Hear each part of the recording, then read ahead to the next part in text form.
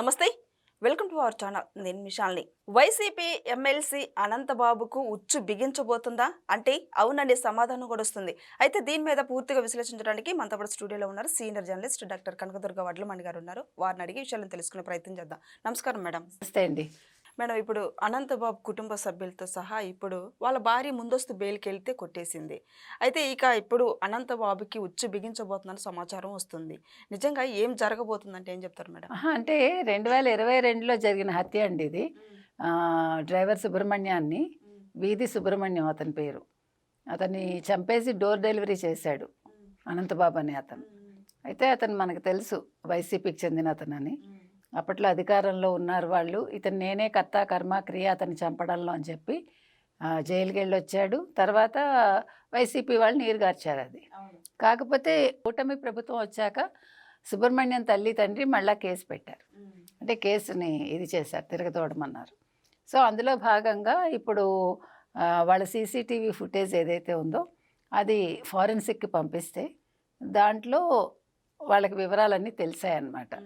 So అప్పుడు ఏం చేశారంటే అడ్డతీగల తహసీల్దార్ కార్యాలయానికి అనంతబాబు భార్య లక్ష్మి ఎవరైతే ఉన్నారో ఆవిడ కుల ధృవీకరణ కోసం అడిగారు. అడిగితే అక్కడ ఉండే ఒక వ్యక్తి దాన్ని లీక్ చేశాడు అనంతబాబు కుటుంబానికి. తప్పు కదా? అంటే వీళ్ళందరూ కూడా ఉద్యోగాలు, ప్రభుత్వ ఉద్యోగాలు చేస్తూ మళ్ళా పార్టీలకు పనిచేస్తున్నారనమాట. సో దాంతో ఆవిడ ఏం చేసింది, ఈ నెల 29న ముందస్తు బెయిల్కి అప్లై చేసుకుంది. అంటే భయపడింది అనమాట. అందులో మీకు అనంతబాబు కుటుంబ సభ్యులతోటి సుబ్రహ్మణ్యం ఎవరెవరితో ఉన్నాడు అనేది ఆ ఫుటేజ్లో దొరికిందనమాట. దాంతో వీళ్ళు భయపడ్డారు. అంటే అడ్డతీగల తహసీల్దార్ కార్యాలయంలో. సో ఇదంతా జరుగుతుంది. సో అయితే ఇప్పుడు అనంతబాబు అనేవాడు దర్జాగా తిరుగుతున్నాడు. జగన్మోహన్ రెడ్డి కూడా పక్కనే పెట్టుకుని ఆయన కూడా ఉపన్యాసాలు ఇస్తూ ఉంటాడు, ఆయన మాట్లాడుతూ ఉంటాడు. ఆయన మళ్ళీ ఎస్సీల మీద జరిగే ఇది గురించి మాట్లాడతాడు, లేకపోతే ఎస్సీలు అందరూ నా వాళ్ళు, నా ఎస్సీలు అంటూ ఉంటాడు, వాళ్ళని ముంచేస్తూ ఉంటాడు. మీకు గుర్తుందా, మద్యానికి సంబంధించి ఎక్సైజ్ శాఖ మంత్రిగా ఎస్సీ కులానికి చెందిన నారాయణ స్వామిని పెట్టి ఆయన నెలకు ఒక 5 లక్షలు వేసేసి ఆయనకేం తెలియదు ఆ శాఖలో ఏం జరిగాయో. మొత్తం నడిపించింది జగన్మోహన్ రెడ్డి, చెవిరెడ్డి భాస్కర్ రెడ్డి, వీళ్ళే కదా. మొత్తం అంతా కుంభకోణాలు చేసి కోట్లు కోట్లు కోట్లు తిన్నారు. ఇప్పుడు దాని మీదే కదా నిన్న మళ్ళీ చెవిరెడ్డి మీద మళ్ళీ ఆ కేసు ఇదైంది. అంటే నేను చెప్పేది ఏంటంటే ఎస్సీలనే అవసరానికి వాడుకుంటాడు. అంటే వాళ్ళని ముందు పెట్టి వెనకాల రెడ్లను పెట్టి పని తను చేసుకుంటాడు. నామకే వస్తే వీళ్ళందరూ కూడా మంత్రులుగానో లేకపోతే ఎమ్మెల్యేలుగానో ఎమ్మెల్సీలుగానో ఉంటారు.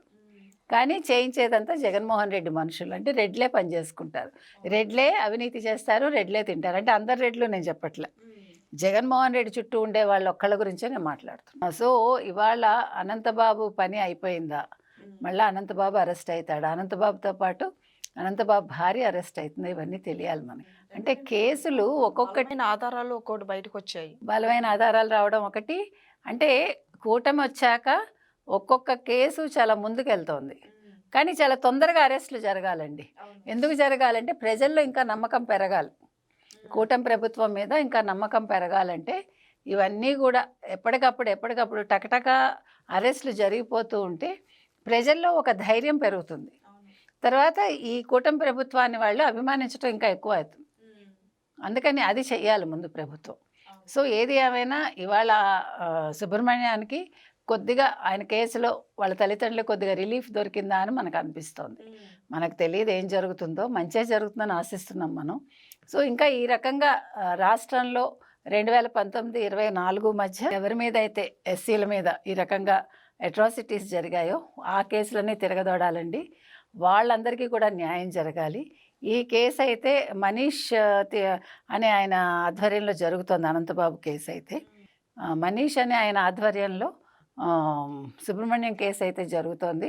సో మిగతా కేసులు కూడా తిరగదోడి ఏదైనా ఉంటే ఆ కుటుంబాలకు కూడా న్యాయం చేయాలి, తప్పు చేసిన వాళ్ళకి శిక్షలు పడాలి. నిన్నటి నుంచి వార్త ఒకటి హైలైట్ అవుతుంది. అంటే వల్లంనేని వంశీ ఆల్రెడీ జైలుకి వెళ్ళిండు, జైలు నుంచి బయటకు వచ్చిండు, అయినా సరే కేసుల మీద కేసులు వెంటాడుతూనే ఉన్నాయి.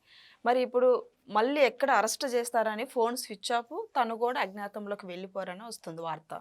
ఏం జరగబోతుంది, ఎందుకు ఆయన అజ్ఞాతంలోకి వెళ్ళిపోయారంటే ఏం చెప్తారు మేడం? ఎందుకు వెళ్ళిపోవడం ఏంటి? ఇది కూడా ఎస్సీయే కదా. అవును.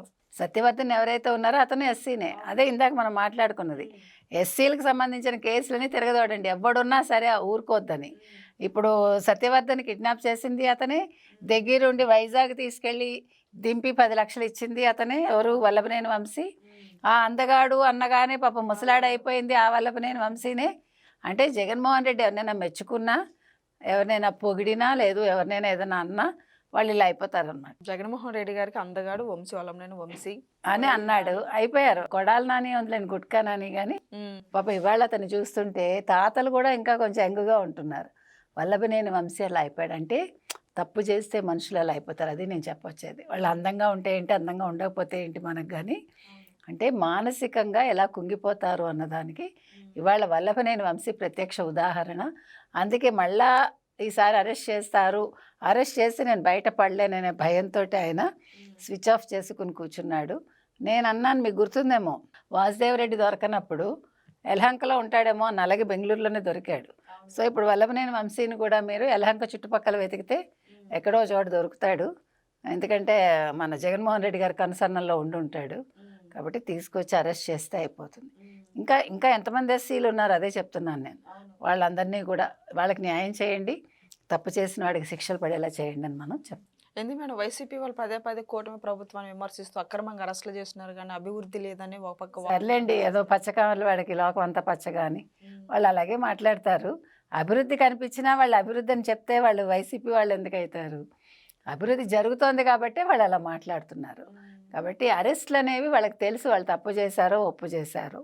ఇవాళ తిరుమల తిరుపతి దేవస్థానం మీద వాళ్ళు చేసిన కుట్రలు వెంకటేశ్వర స్వామి మీద అన్నీ ఇన్ని కావు కదా.